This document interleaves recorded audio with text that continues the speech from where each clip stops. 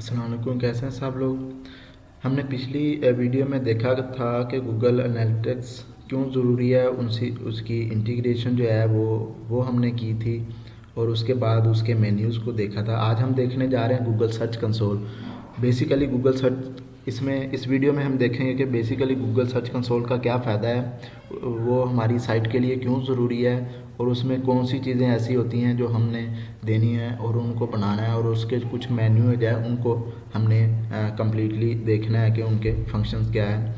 तो last video में हमने एक अकाउंट अलहदा बनाया था, वहाँ पे मैंने आपको गूगल एनालिटिक्स के बारे में अकाउंट की इंटीग्रेशन बताया था। जिस तरह आपको मैंने बताया था कि गूगल एनालिटिक्स की जो वीडियो है इंटीग्रेशन है, उसके लिए ईमेल के लिए आपको साइन अप नहीं करना पड़ता, जस्ट आप उसी ईमेल के अंदर उस चीज़ को ओपन कर सकते हैं। तो यहाँ पे आज हम बात करेंगे गूगल सर्च कंसोल की। तो सेम एज जिस तरह हमने गूगल एनालिटिक्स की बात की थी, गूगल सर्च कंसोल भी वैसे ही ओपन होता है। तो इसके लिए कोई आपको अलहदा से साइन अप करना नहीं ज़रूरी होता। बस एक चीज़ ज़रूरी होती है कि आप गूगल की ईमेल को यूज़ करें, ठीक है। उसी ईमेल के अंदर आपने उसकी सारी इंटीग्रेशन वगैरह करनी है। जब आप ईमेल लॉगिन कर लेंगे तो उसी ईमेल में आपका एनालिटिक्स भी ओपन होगा और उसी ईमेल में आपका गूगल सर्च जो कंसोल है वो भी ओपन होगा, ठीक है। यहाँ पे हम गूगल सर्च कंसोल को ओपन करते हैं, स्टार्ट नाउ पे जाते हैं। यहाँ पे देखें वो हमें पूछ रहा है कि welcome to Google search console, आपने इस चीज़ को किस तरह करना है। एक तो है कि आप डोमेन के थ्रू कर सकते हैं, क्रॉस आल सब डोमेन, जिसमें www भी शामिल है, HTTP भी और DNS भी। Only you are the under inter address, ठीक है। यहाँ पे आप देख सकते हैं example.com है और यहाँ पे HTTPS दिया हुआ है। तो आप दोनों तरीक़ों से कर सकते हैं। अगर आपने सिंपल रखना है तो भी आप कर सकते हैं, अगर आपने HTTP का इस्तेमाल करना है तो यहाँ पे भी आप प्रीफिक्सेस आपने उसको इस्तेमाल करना है तो आप वो भी इस्तेमाल कर सकते हैं। यहाँ से हम उसको कॉपी कर लेते हैं,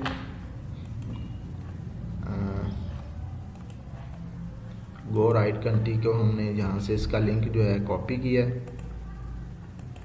यहाँ पे हम प्रीफिक्सेस के साथ आ जाते हैं, जहाँ पे मैंने अपनी साइट का लिंक पेस्ट किया और उसको कंटिन्यू कर दिया। अभी देखें ये वेरिफिकेशन कर रहा है कि आया कि ये साइट एग्जिस्ट भी करती है कि नहीं। तो उसकी वेरिफिकेशन के लिए कहता है कि ओनरशिप ऑटो वेरीफाइड। यहाँ पे उसने देखा है कि वेरिफिकेशन जो मेथड है गूगल एनालिटिक्स की हो चुकी है। To stay verified don't move gtag.js taking code to avoid losing verification you may want to multiple verification। अब आप कहता है आपको जो हम कोड देंगे वो आप इसमें इन करेंगे तो उसके थ्रू आपकी जो फर्दर जो वेरिफिकेशन है वो हो जाएगी। अभी देखें यहाँ पे गूगल सर्च कंसोल यहाँ पे उसकी जो प्रॉपर्टी है ऐड हो चुकी है। अगर आप एक से ज़्यादा और साइट के बारे में डाटा ऐड करना चाहते हैं तो यहाँ पे उस चीज़ का भी आप डाटा जो है ना ऐड कर सकते हैं। एक से ज़्यादा वेबसाइट आप यहाँ पे ऐड कर सकते हैं। अभी यहाँ पे अगर हम बात करें तो काफ़ी सारे मेन्यू नज़र आ रहे हैं। अब ओवरव्यू में आपको यहाँ पे साइट की बाय डिफ़ॉल्ट वो चीज़ें नज़र आएंगी जो उसकी परफॉर्मेंस वगैरह में होगी कि कौन सा पेज किस तरह मूव कर रहा है, ठीक है। इन साइट में अगर आएंगे तो आपको उसका जो डाटा है वो बताएगा कि कौन से पेजेस जो आपके ज़्यादा रैंक कर रहे हैं, कम रैंक कर रहे हैं। परफॉर्मेंस में आपको बेसिकली बताएगा साइट की परफॉर्मेंस के बारे में।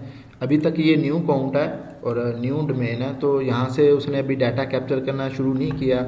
आप 24/7 डेज़ का भी देख सकते हैं। अगर मैं आपको अपनी पुरानी साइट के परफॉर्मेंस का दिखाऊं तो यहाँ पे आप देख सकते हैं ये 24 आवर के अंदर 149 और 5 इम्प्रेशन है इस साइट के ऊपर। अगर 3 मंथ करते हैं तो आप 3 मंथ की अगर रिपोर्ट देखते हैं तो यहाँ पे आपको वो 3 मंथ का भी डाटा दिखाएगा। ये भी एक न्यू साइट है जिसके ऊपर एसईओ करने के बाद आस्ता आस्ता इसके इंप्रेशन इंक्रीज़ होना शुरू हो गए। शुरू में होता है कि आपके इंप्रेशन 10 आ गए, 5 आ गए, 20 इंप्रेशन आ गए। तो आस्ता आस्ता जब आप एसईओ की सारी चीज़ें कंप्लीट करना शुरू कर देते हैं तो यहाँ पे इंप्रेशन का जो डाटा है वो फास्टली ग्रो करना शुरू कर देता है। अगर आप यहाँ पे देखें तो इसका बाटा देखें ये किस तरह ऊपर की तरफ मूव करता हुआ जा रहा है, जो इसके इंप्रेशन को इंक्रीज़ कर रहा है। यहाँ पे हमने एक पेज ऐड किया था जिसकी वजह से थोड़े से कुछ दिन इंप्रेशन डाउन हुआ, तो अभी आप देखें फिर दोबारा इसका आपकी तरफ होना शुरू हो चुका है। तो इस तरह हम अपनी साइट की ओवरऑल परफॉर्मेंस दे सकते हैं गूगल सर्च कंसोल के अंदर। तो एक ये चीज़ें वो हो गई जो हमारी चीज़ के लिए बहुत ज़्यादा ज़रूरी थी। थर्ड, हम यूआरएल की इंस्पेक्शन कर सकते हैं कि हमारा अभी जो अभी हम यहाँ पे यूआरएल को देते हैं, हमारा जो यूआरएल है अगर हम इसको पेस्ट करके सर्च करते हैं तो ये अभी बताएगा कि गूगल ने अभी इसको इंडेक्स नहीं किया। अब देखिए गूगल के पास अभी ये पेज है ही नहीं, URL is not on Google. यहाँ पे आप उसे रिक्वेस्ट इंडेक्सिंग कर सकते हैं। जब आप रिक्वेस्ट इंडेक्सिंग करेंगे तो वो क्या करेगा, इस पूरे पेज को कैप्चर करेगा और 1-2 दिन 4 दिन 1 वीक 2 वीक तक आके इस यूआरएल को लाइव कर देगा।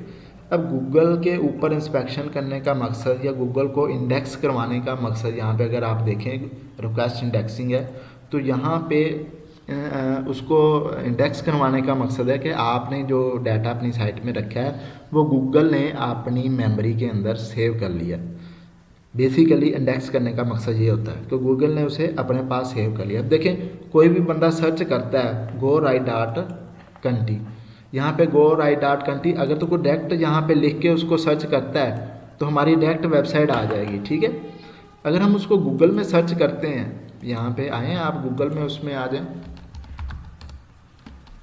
यहाँ पे लिखें गो राइट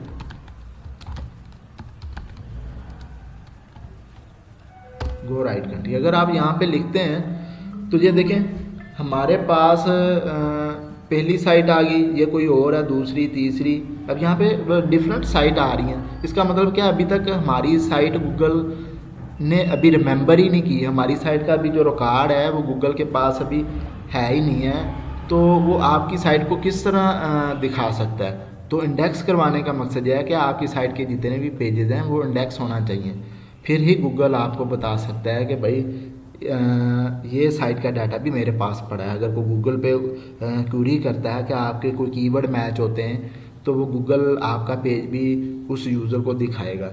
यहाँ पे अगर आप पेजेस के अंदर आते हैं तो यहाँ पे वो बताएगा कि आपके कितने पेजेस जो हैं इंडेक्स हैं और कितने अभी इंडेक्स नहीं हैं। अभी मैं यहाँ पे बात करूँ लाइव की, तो यहाँ पे अगर आप देखें FC कन्वर्ट के पेजेस को, तो यहाँ पे 336 पेजेस जो है ना वो इंडेक्स हैं, मतलब गूगल के पास सेव हैं, जिनका रिकॉर्ड गूगल के पास है।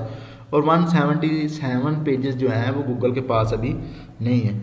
और उनमें से 155 जो पेजेस हैं वो सिर्फ जॉब पोर्टल के हैं। अभी जो हमने FC कन्वर्ट के ऊपर जॉब पोर्टल बनाया है ना, तो वो डेली के हम कोई काफ़ी सारी जॉब्स अपडेट कर देते हैं, तो गूगल को एक से ज़्यादा दिन लग जाते हैं उसको क्रॉल करने में, इंडेक्स करने में, जिसकी वजह से इनकी तादाद आस्ता आस्ता बढ़ती है।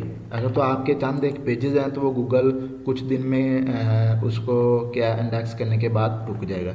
लेकिन यहाँ पे हमारी डायनामिक साइट है, हम डेली बेस पे हमारे नए पेज क्रिएट होते हैं, तो जो पेज इसने 10 दिनों में क्रॉल करना है या इंडेक्स करना है, तब तक हमारे पेज की जो तादाद है वो बढ़ जाती है। तो इस वजह से यहाँ पे ज़्यादा पेजेस आ रहे हैं।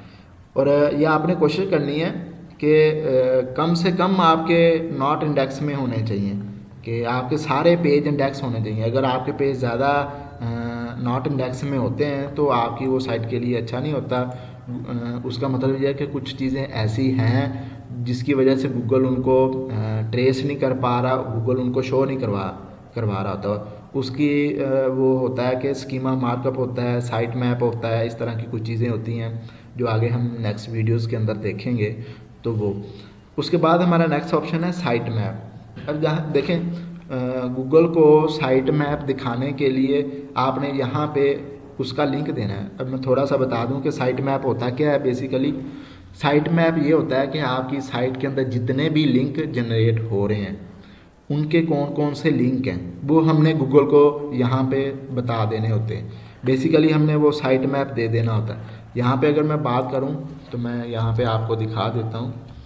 ये गो राइट कंट्री है, / लिखें और यहाँ पे लिखें साइट मैप। ये इसका बेसिकली पाथ है।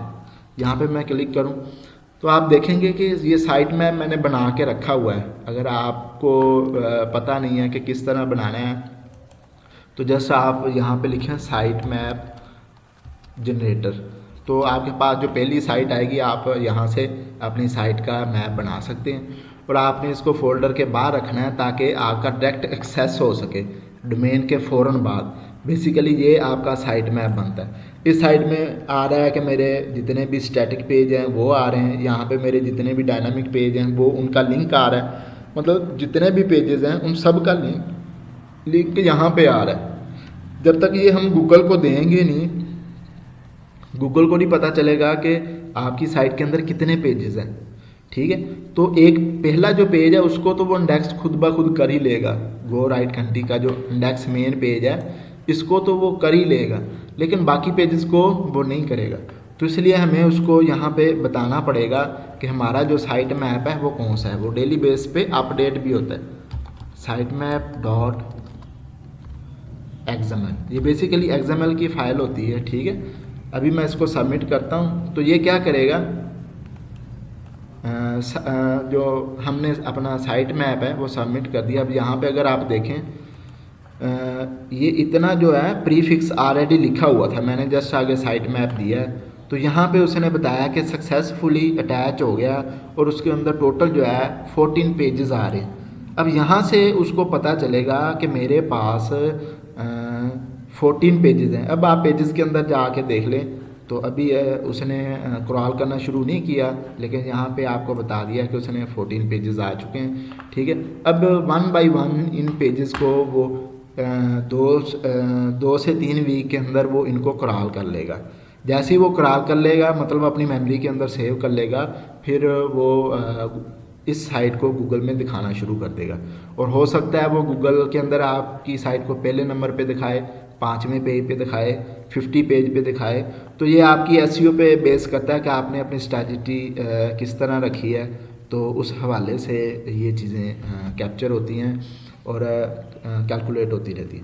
अब फर्ज करें कि आपका कोई पेज है ही नहीं अब आपकी साइट के अंदर, ऐसा पेज जो आपकी साइट के अंदर एग्जिस्ट नहीं करता, तो आप रिमूवल में आके उस पेज का यहाँ पे लिंक देंगे और उस पेज को लिंक दे के न्यू रिक्वेस्ट करेंगे तो वो लिंक मांगेगा, तो आप यहाँ पे उस पेज का लिंक देंगे और आप उसको रिमूव कर देंगे। उसके बाद यहाँ पे कोर वेब वाइटल्स का है। अब कोर वेब वाइटल्स क्या होते हैं, यहाँ पे आपके जो साइट की परफॉर्मेंस है एसईओ के हवाले से अगर देखा जाए, ठीक है, रिस्पॉन्सिवनेस के हवाले से देखा जाए, तो ये उन चीज़ों को मेजर करता है कि आपकी साइट के ऊपर आपका कोर वेब वाइटल जो है वो कितना अच्छे तरीके से परफॉर्म कर रहे हैं। आपका जो है जो दूसरा मोबाइल पे ऊपर इसकी कितनी ज़्यादा आपकी अच्छी है कोडिंग जो है लोड हो रही है, और ये है कि आपके कितने ज़्यादा पेजेस जो है ना फास्टली लोड हो रहे हैं, मोबाइल पे हैं चाहे दूसरी चीज़ों पे, ठीक है। सिक्योरिटी एंड मैनुअल में आपके मैनुअल कुछ एक्शन है, सिक्योरिटी इश्यूज हैं, ये आसा आसा जब आप चीज़ें करेंगे तो हम इनको डिस्कस कर लेंगे। बाकी ये इंपॉर्टेंट जो चीज़ें थी वो मैंने आपको करवा दी हैं। ये जहाँ तक ही था हमारा लेक्चर, जिसमें हमने देखा है कि गूगल सर्च कंसोल बेसिकली होता क्या है, उसकी जो इंटीग्रेशन है, बेसिकली हम गूगल एनालिटिक्स की ऑलरेडी इंटीग्रेशन कर चुके हैं। अब उसने वेरीफाई फ़ौरन इस चीज़ को कर लिया कि वो हमारे पास ऑलरेडी है। तो जैसे ही हमने उसको लिंक दिया तो उसने हमारी साइट को पिक कर लिया, यहाँ पे ऐड हो चुकी है। थर्ड, हमने उसके अंदर उसके जितने भी मेन्यूज़ हैं उनको देखा कि क्यों ज़रूरी है। बेसिकली सर्च कंसोल यहाँ पे तमाम चीज़ों की हमारी साइट के बारे में हमें बताता रहेगा कि कौन सी ऐसी चीज़ें हैं जो हमारी साइट को रैंक नहीं होने दे रही, कौन सी ऐसी चीज़ें हैं जो हमारी साइट को गूगल के अंदर इंडेक्स नहीं होने दे रही, जिसकी वजह से गूगल हमारा पेज दूसरे लोगों को दिखा नहीं पा रहा, ठीक है।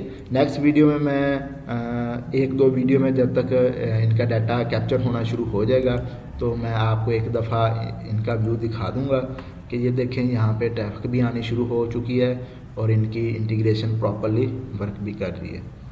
थैंक यू, जज़ाकल्लाह।